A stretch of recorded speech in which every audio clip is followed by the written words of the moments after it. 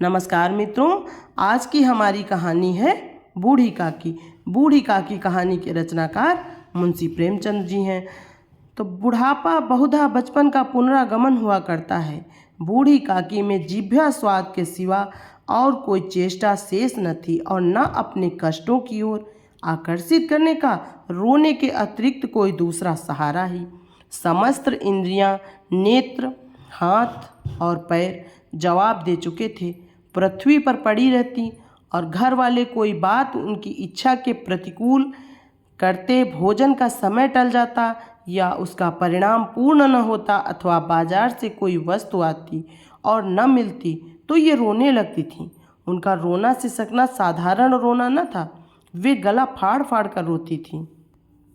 उनके पति को स्वर्ग सिधारे कालांतर हो चुका था। बेटे तरुण होकर चल बसे थे। अब एक भतीजे के सिवा और कोई न था। उसी भतीजे के नाम उन्होंने अपनी सारी संपत्ति लिख दी थी। भतीजे ने सारी संपत्ति लिखवाते समय खूब लंबे चौड़े वादे किए, किंतु वे सब वादे केवल कुली डिपो के दलालों के दिखाए हुए सब्जबाग थे। यद्यपि उस संपत्ति की वार्षिक आय 150-200 रुपये से कम न थी, तथापि बूढ़ी काकी को पेट भर भोजन भी कठिनाई से मिलता था। इसमें उनके भतीजे पंडित बुद्धिराम का अपराध था अथवा उनकी अर्धांगिनी श्रीमती रूपा का, इसका निर्णय कर पाना सहज नहीं था। बुद्धिराम स्वभाव के तो सज्जन थे, किंतु उसी समय तक जब तक उनके कोष पर आँच न आए। रूपा स्वभाव से तीव्र थी पर ईश्वर से डरती थी, अतएव बूढ़ी काकी को उसकी तीव्रता उतनी न खलती थी जितनी बुद्धिराम की भलमनसाहट। बुद्धिराम को कभी कभी अपने अत्याचार पर खेद भी होता था। विचारते कि इसी संपत्ति के कारण मैं इस समय भला मानुस बना बैठा हूँ। यदि भौतिक आश्वासन और सूखी सहानुभूति से स्थिति में सुधार हो सकता हो, उन्हें कदापि कोई आपत्ति न होती, परंतु विशेष व्यय का भय उनकी सुचेष्टा को दबाए रखता था। यहाँ तक कि यदि द्वार पर कोई भला आदमी बैठा होता और काकी उस समय अपना राग अलापने लगती तो वह आग हो जाते और घर में आकर उन्हें जोर से डांटते। लड़कों को बुढ़ों से स्वाभाविक द्वेष होता है और फिर जब माता पिता का ये रंग देखते तो वे बूढ़ी काकी को और सताया करते। कोई चुटकी काट कर भागता, कोई इन पर पानी की कुल्ली कर देता। काकी चीख मार कर रोती, परंतु यह बात प्रसिद्ध थी कि वह केवल खाने के लिए रोती हैं, अतएव उनके संताप और आर्तनाद पर कोई ध्यान नहीं देता था। हाँ, काकी क्रोधातुर होकर बच्चों को गालियां देने लगती तो रूपा घटनास्थल पर आ पहुंचती। इस भय से काकी अपनी जिह्वा कृपाण का कदाचित ही प्रयोग करती थी। यद्यपि उपद्रव शांति का ये उपाय रोने से कहीं अधिक उपयुक्त था। संपूर्ण परिवार में यदि काकी से किसी को अनुराग था तो वह बुद्धिराम की छोटी लड़की लाडली थी। लाडली अपने दोनों भाइयों के भय से अपने हिस्से की मिठाई चबेना बूढ़ी काकी के पास बैठकर खाया करती थी। यही उसका रक्षागार था। और यद्यपि काकी की शरण उनकी लोलुपता के कारण बहुत महंगी पड़ती थी, तथापि भाइयों के अन्याय से सुरक्षा कहीं सुलभ थी तो बस यहीं इसी स्वार्थानुकूलता ने उन दोनों में सहानुभूति का आरोपण कर दिया था। रात का समय था। बुद्धिराम के द्वार पर शहनाई बज रही थी और गांव के बच्चों का झुंड विस्मयपूर्वक नेत्रों से गाने का रसास्वादन कर रहा था। चारपाइयों पर मेहमान विश्राम करते हुए नाइयों से मुक्कियां लगवा रहे थे। समीप खड़ा भाट बिरुदावली सुना रहा था और कुछ भावज्ञ मेहमानों की वाह वाह पर ऐसा खुश हो रहा था मानो इस वाह वाह का यथार्थ में वही अधिकारी है। दो एक अंग्रेजी पढ़े हुए नवयुवक इन व्यवहारों से उदासीन थे। वे इस गंवार मंडली में बोलना अथवा सम्मिलित होना अपनी प्रतिष्ठा के प्रतिकूल समझते थे। आज बुद्धिराम के बड़े लड़के मुखराम का तिलक आया है, ये उसी का उत्सव है। घर के भीतर स्त्रियां गा रही थीं और रूपा मेहमानों के लिए भोजन में व्यस्त थी। भट्टियों पर कड़ाह चढ़ रहे थे। एक में पूड़ियाँ कचौड़ियाँ निकल रही थी, दूसरे में अन्य पकवान बनते थे। एक बड़े हंडे में मसालेदार तरकारी पक रही थी। घी और मसाले की क्षुधावर्धक सुगंध चारों ओर फैली हुई थी। बूढ़ी काकी अपनी कोठरी में शोकमय विचार की भांति बैठी हुई थी। ये स्वाद मिश्रित सुगंध उन्हें बेचैन कर रही थी। वे मन ही मन विचार कर रही थी, संभवतः मुझे पूड़ियाँ न मिलेंगी। इतनी देर हो गई, कोई भोजन लेकर नहीं आया। मालूम होता है सब लोग भोजन कर चुके हैं, मेरे लिए कुछ न बचा। ये सोचकर उन्हें रोना आया, परंतु अपशगुन के भय से वह रो न सकी। आह, कैसी सुगंध है! अब मुझे कौन पूछता है? जब रोटियों के ही लाले पड़े हैं, तब ऐसे भाग्य कहाँ कि भरपेट पूड़ियाँ मिले। ये विचार कर उन्हें रोना आया। कलेजे में हूक सी उठने लगी, परंतु रूपा के भय से उन्होंने फिर से मौन धारण कर लिया। बूढ़ी काकी देर तक इन्हीं सुखदायक विचारों में डूबी रहीं। घी और मसालों की सुगंध रह रह कर मन को आपे से बाहर किए देती थी। मुंह में पानी भर भर आता था। पूड़ियों का स्वाद स्मरण करके हृदय में गुदगुदी होने लगती थी। किसे पुकारूं? आज लाडली बेटी भी नहीं आई। दोनों छोकरे सदा दिख दिया करते हैं, आज उनका भी कहीं पता नहीं। कुछ मालूम तो होता कि क्या बन रहा है। बूढ़ी काकी की कल्पना में पूड़ियों की तस्वीर नाचने लगी। खूब लाल लाल, फूली फूली, नरम नरम होंगी। रूपा ने भली भांति भोजन किया होगा। कचौड़ियों में अजवाइन और इलायची की महक आ रही होगी। एक पूड़ी मिलती तो जरा हाथ में लेकर देखती। क्यों न चलकर कड़ाह के सामने ही बैठूं। पूड़ियाँ छन छन कर तैयार होंगी। कड़ाह से गरम गरम निकाल कर थाल में रखी जाती होंगी। फूल हम घर में भी सूंघ सकते हैं, परंतु वाटिका में कुछ और ही बात होती है। इस प्रकार निर्णय करके बूढ़ी काकी उकड़ू बैठकर हाथों के बल सरकती हुई बड़ी कठिनाई से चौखट से उतरी और धीरे धीरे रेंगती हुई कड़ाह के पास जा बैठी। यहाँ आने पर उन्हें उतना ही धैर्य हुआ जितना भूखे कुत्ते को खाने वाले के सन्मुख बैठने में होता है। रूपा उस समय कार्यभार में उद्विग्न हो रही थी। कभी इस कोठे में जाती, कभी उस कोठे में, कभी कड़ाह के पास जाती, कभी भंडार में जाती। किसी ने बाहर से आकर कहा, महाराज ठंडई मांग रहे हैं। ठंडई देने लगी। इतने में फिर किसी ने आकर कहा, भाट आया है, उसे कुछ दे दो। भाट के लिए सीधा निकाल रही थी कि तीसरे आदमी ने आकर पूछा, अभी भोजन तैयार होने में कितना विलंब है? जरा ढोल मंजीरा उतार दो। बेचारी अकेली स्त्री दौड़ते दौड़ते व्याकुल हो रही थी, झुंझलाती थी, कुढ़ती थी, परंतु क्रोध प्रकट करने का अवसर न पाती थी। भय होता कहीं पड़ोसिनों को यह कहने न लगे कि इतने में उबल पड़ी। प्यास से स्वयं कंठ सूख रहा था। गर्मी के मारे फूकी जाती थी, परंतु इतना अवकाश न था कि जरा पानी पी ले अथवा पंखा लेकर झले। ये भी खटका था कि जरा आँख हटी और चीज़ों की लूट मची। इस अवस्था में उसने बूढ़ी काकी को कड़ाह के पास बैठी देखा तो जल गई। क्रोध न रुक सका। इसका भी ध्यान न रहा कि पड़ोसिनें बैठी हुई हैं, मन में क्या कहेंगी।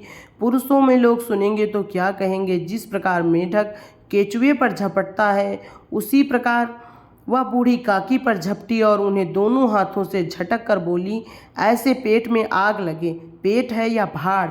कोठरी में बैठते हुए क्या दम घुटता था? अभी मेहमानों ने नहीं खाया, भगवान को भोग नहीं लगा, तब तक धैर्य न हो सका। आकर छाती पर सवार हो गई। जल जाए ऐसी जीभ। दिन भर खाती न होती तो जाने किसकी हंडी में मुँह डालती। गांव देखेगा तो कहेगा कि बुढ़िया को भरपेट खाने को नहीं पाती, तभी तो इस तरह मुँह बाए फिरती है। डायन न मरे न माचा छोड़े, नाम बेचने पर लगी है, नाक कटवा कर दम लेगी। इतनी ठूंसती है, न जाने कहाँ भस्म हो जाता है। भला चाहती हो तो जाकर कोठरी में बैठ जाओ। जब घर के लोग खाने लगेंगे तब तुम्हें भी मिलेगा। तुम कोई देवी नहीं हो कि चाहे किसी के मुंह में पानी न जाए, परंतु तुम्हारी पूजा पहले ही हो जाए। बूढ़ी काकी ने सिर उठाया, न रोई न बोली, चुपचाप रेंगती हुई अपनी कोठरी में चली गईं। आवाज़ ऐसी कठोर थी कि हृदय और मस्तिष्क की संपूर्ण शक्तियाँ, संपूर्ण विचार, संपूर्ण भार उसी ओर आकर्षित हो गए थे। नदी में जब कंगार पर कोई बृहद खंड कटकर गिरता है तो आसपास का जल समूह चारों ओर से उसी स्थान को पूरा करने के लिए दौड़ता है। भोजन तैयार हो गया है। आंगन में पत्तलें पड़ गईं। मेहमान खाने लगे। स्त्रियों ने जीवनार गीत गाना आरंभ कर दिया। मेहमानों के नाई और सेवागण भी उसी मंडली के साथ किंतु कुछ हटकर भोजन करने बैठे थे, परंतु सभ्यता अनुसार जब तक सब के सब न खा चुके कोई उठ नहीं सकता था। दो एक मेहमान जो कुछ पढ़े लिखे थे, सेवकों के दीर्घाहार पर झुंझला रहे थे। वे इस बंधन को व्यर्थ और बेकार की बात समझते थे। बूढ़ी काकी अपनी कोठरी में जाकर पश्चाताप कर रही थी कि मैं कहाँ से कहाँ आ गई। उन्हें रूपा पर क्रोध नहीं था, अपनी जल्दबाजी पर दुख था। सच ही तो है, जब तक मेहमान लोग भोजन न कर चुकेंगे घर वाले कैसे भोजन खाएंगे। मुझ में इतनी देर भी न रहा गया, सबके सामने पानी उतर गया। अब जब तक कोई बुलाने नहीं आएगा न जाऊंगी। मन ही मन इस प्रकार का विचार कर वह बुलाने की प्रतीक्षा करने लगी, परंतु घी की रुचिकर सुबास बड़ी धैर्य प्रतीक्षक प्रतीत हो रही थी। उन्हें एक एक पल एक एक युग के समान होता मालूम होता था। अब पत्तल बिछ गई होंगी, अब मेहमान आ गए होंगे, लोग हाथ पैर धो रहे हैं, नाई पानी दे रहा है, मालूम होता है लोग खाने बैठ गए, जेवनार गाया जा रहा है। यह विचार कर वह मन को बहलाने के लिए लेट गईं। धीरे धीरे एक गीत गुनगुनाने लगीं। उन्हें मालूम हुआ कि मुझे गाते देर हो गई। क्या इतनी देर तक लोग भोजन कर ही रहे होंगे? किसी की आवाज़ सुनाई नहीं देती। अवश्य ही लोग खा पी कर चले गए, मुझे कोई बुलाने नहीं आया। रूपा चिढ़ गई है, क्या जाने न बुलाए। सोचती हो कि आप ही आवेंगी, वह कोई मेहमान तो नहीं जो उन्हें बुलाऊं। बूढ़ी काकी चलने को तैयार हुई।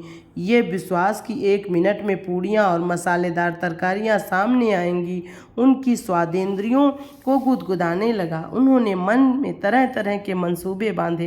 पहले तरकारी से पूड़ियाँ खाऊंगी, फिर दही और शक्कर से, कचौड़ियाँ रायते के साथ मसालेदार मज़ेदार मालूम होंगी। चाहे कोई बुरा माने चाहे भला, मैं तो मांग मांग कर खाऊंगी। यही न लोग कहेंगे कि इन्हें विचार नहीं। कहा करें, इतने दिन के बाद पूड़ियाँ मिल रही हैं तो मुँह उठा करके थोड़े ही उठ जाऊंगी। वह उकड़ू बैठकर सरकते हुए आंगन में आईं, परंतु हाय दुर्भाग्य, अभिलाषा ने अपने पुराने स्वभाव के अनुसार समय की मिथ्या कल्पना की थी। मेहमान मंडली अभी बैठी हुई थी। कोई खाकर उंगलियां चाटता था, कोई तिरछे नेत्रों से देखता था कि और लोग अभी खा रहे हैं या नहीं।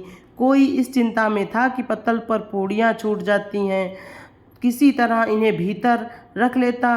कोई दही खाकर चटकारता था, परंतु दूसरा दोना मांगते संकोच करता था कि इतने में बूढ़ी काकी रेंगती हुई उनके बीच में आ पहुंची। कई आदमी चौंक कर उठ खड़े हुए, पुकारने लगे, अरे ये बुढ़िया कौन है? यहाँ कहाँ से आ गई? देखो किसी को छू न ले। पंडित बुद्धिराम काकी को देखते ही क्रोध से तिलमिला गए। पूड़ियों का थाल लिए खड़े थे। थाल को जमीन पर पटक दिया और जिस प्रकार निर्दयी महाजन अपने किसी बेईमान और भगोड़े कर्जदार को देखते ही उसका टेटुआ पकड़ लेता है, उसी तरह लपक कर उन्होंने काकी के दोनों हाथ पकड़े और घसीटते हुए लाकर उन्हें अंधेरी कोठरी में धम से पटक दिया। आशा रूपी वाटिका लू के एक झोंके में विनष्ट हो गई। मेहमानों ने भोजन किया, घर वालों ने भोजन किया, बाजे वाले धोबी चमार भी भोजन कर चुके, परंतु बूढ़ी काकी को किसी ने न पूछा। बुद्धिराम और रूपा दोनों ही बूढ़ी काकी को उनकी निर्लज्जता के लिए दंड देने का निश्चय कर चुके थे। उनके बुढ़ापे पर, दीनता पर, हत्य ज्ञान पर किसी को करुणा न आई। अकेली लाडली उनके लिए कुढ़ रही थी। लाडली को काकी से अत्यंत प्रेम था। बेचारी भोली लड़की, बाल विनोद और चंचलता की उसमें गंध तक न थी। दोनों बार जब उनके माता पिता ने काकी को निर्दयता से घसीटा तो लाडली का हृदय ऐंठ कर रह गया। वह झुंझला रही थी कि हम लोग काकी को क्यों बहुत सी पूड़ियाँ नहीं देते? क्या मेहमान सबकी सब खा जाएंगे? और यदि काकी ने मेहमानों से पहले खा लिया तो क्या बिगड़ जाएगा। वह काकी के पास जाकर उन्हें धैर्य देना चाहती थी, परंतु माता के भय से न जाती थी। उसने अपने हिस्से की पूड़ियाँ बिल्कुल न खाईं। अपनी गुड़ियों की पिटारी में बंद कर रखी थी। उन पूड़ियों को काकी के पास ले जाना चाहती थी। उसका हृदय अधीर हो रहा था। बूढ़ी काकी मेरी बात सुनते ही उठ बैठेंगी, पूड़ियाँ देखकर कैसी प्रसन्न होंगी, मुझे खूब प्यार करेंगी। रात को 11 बज गए थे। रूपा आंगन में पड़ी सो रही थी। लाडली की आंखों में नींद न आती थी। काकी को पूड़ियाँ खिलाने की खुशी उसे सोने न देती थी। उसने गुड़ियों की पिटारी सामने रखी थी। जब विश्वास हो गया कि अम्मा सो रही हैं तो वह चुपके से उठी और विचारने लगी, कैसे जाऊं। चारों ओर अंधेरा था, केवल चूल्हों में आग चमक रही थी और चूल्हों के पास एक कुत्ता लेटा हुआ था। लाडली की दृष्टि सामने वाले नीम पर गई। उसे मालूम हुआ कि उस पर हनुमान जी बैठे हुए हैं। उनकी पूंछ, उनकी गदा वह स्पष्ट दिखलाई दे रही थी। मारे भय के उसने आंखें बंद कर लीं। इतने में कुत्ता उठ बैठा। लाडली को ढांढस हुआ। कई सोए हुए मनुष्यों के बदले एक भागता हुआ कुत्ता उसके लिए अधिक धैर्य का कारण हुआ। उसने पिटारी उठाई और बूढ़ी काकी की कोठरी की ओर चली। बूढ़ी काकी को केवल इतना स्मरण था कि किसी ने मेरे हाथ पकड़कर घसीटे। फिर ऐसा मालूम हुआ कि जैसे कोई पहाड़ पर उड़ाए लिए जा रहा है। उनके पैर बार बार पत्थरों से टकराए। तब किसी ने उन्हें पहाड़ पर से पटका। वे मूर्छित हो गईं। जब वे सचेत हुईं तो किसी की जरा भी आहट न मिलती थी। समझी कि सब लोग खा पी कर सो गए और उनके साथ मेरी तकदीर भी सो गई। रात कैसे कटेगी राम, क्या खाऊं, पेट में अग्नि धधक रही है। हाँ, किसी ने मेरी सुध न ली। क्या मेरा पेट काटने से धन जुड़ जाएगा। इन लोगों को इतनी भी दया नहीं आती कि न जाने बुढ़िया कब मर जाए, उसका जी क्यों दुखावे। मैं पेट की रोटियां ही खाती हूँ कि और कुछ। इस पर ये हाल है। मैं अंधी अपाहिज ठहरी, न कुछ सुनूं न बूझूं। यदि आंगन में चली गई तो क्या बुद्धिराम ने इतना कहते न बनता था कि काकी अभी लोग खाना खा रहे हैं, फिर आना। मुझे घसीटा पटका। उन्हीं पूड़ियों के लिए रूपा ने सबके सामने गालियां दी। उन्हीं पूड़ियों के लिए इतनी दुर्गति करने पर भी उनका पत्थर का कलेजा न पसीजा। सबको खिलाया, मेरी बात तक न पूछी। जब तक ही न दी, अब तक क्या देंगे। ये विचार कर काकी निराशा में संतोष के साथ लेट गईं। ग्लानि से गला भर आता था, परंतु मेहमानों के भय से रोती न थीं। सहसा कानों में आवाज आई, काकी उठो, मैं पूड़ियाँ लाई हूँ। काकी ने लाडली की बोली पहचानी। चटपट उठ बैठी। दोनों हाथों से लाडली को टटोला और उसे गोद में बिठा लिया। लाडली ने पूड़ियाँ निकाल कर दी। काकी ने पूछा, क्या तुम्हारी अम्मा ने दी हैं। लाडली ने कहा, नहीं, ये मेरे हिस्से की हैं। काकी पूड़ियों पर टूट पड़ी। 5 मिनट पे पिटारी खाली हो गई। लाडली ने पूछा, काकी पेट भर गया। जैसे थोड़ी सी वर्षा ठंडक के स्थान पर और भी गर्मी पैदा कर देती है, उस भांति इन थोड़ी पूड़ियों ने काकी की क्षुधा और इच्छा को और भी उत्तेजित कर दिया था। बोली, नहीं बेटा, जाकर अम्मा से और मांग लाओ। लाडली ने कहा, अम्मा सोती हैं, जगाऊंगी तो मारेंगी। काकी ने पिटारी को फिर टटोला। उसमें कुछ खुरचन गिरी थी। बार बार होंठ चाटती, चटकारे भरती थी। हृदय मसोट रहा था कि और पूड़ियाँ कैसे पाऊँ। संतोष से तो अब टूटा जाता था।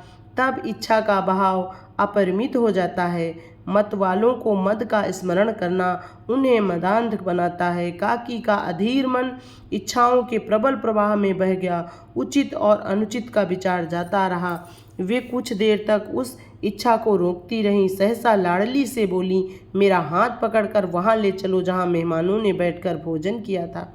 लाडली उनका अभिप्राय समझ न सकी। उसने काकी का हाथ पकड़ा और ले जाकर जूठे पतलों के पास बिठा दिया। दीन क्षुधातुर हत ज्ञान बुढ़िया पत्तलों से पूड़ियों के टुकड़े चुन चुन कर भक्षण करने लगी।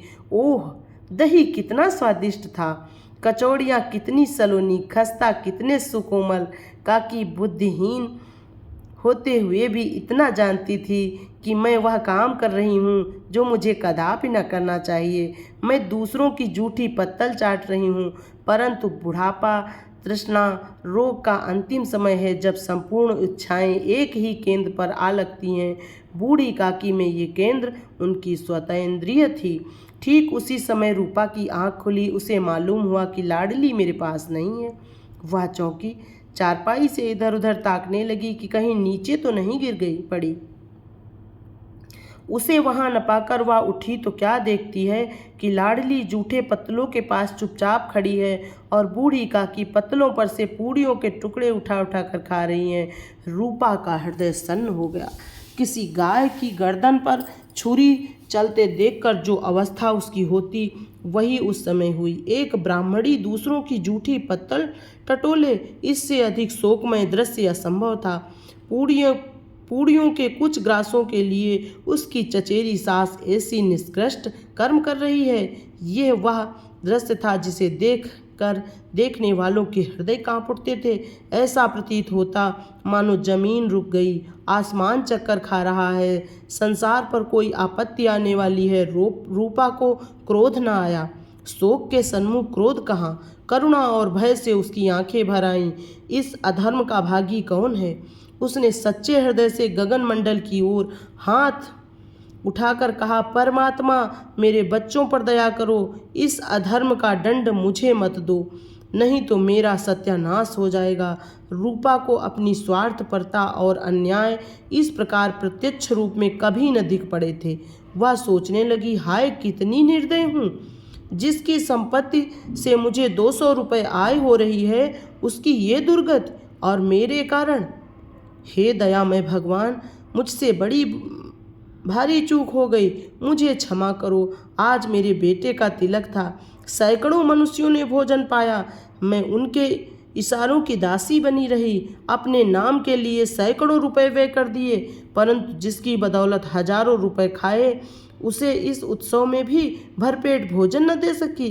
केवल इसी कारण तो वह वृद्धा असहाय है। रूपा ने दिया जलाया, अपने भंडार का द्वार खोला और एक थाली में संपूर्ण सामग्रियां सजाकर बूढ़ी काकी की ओर चली।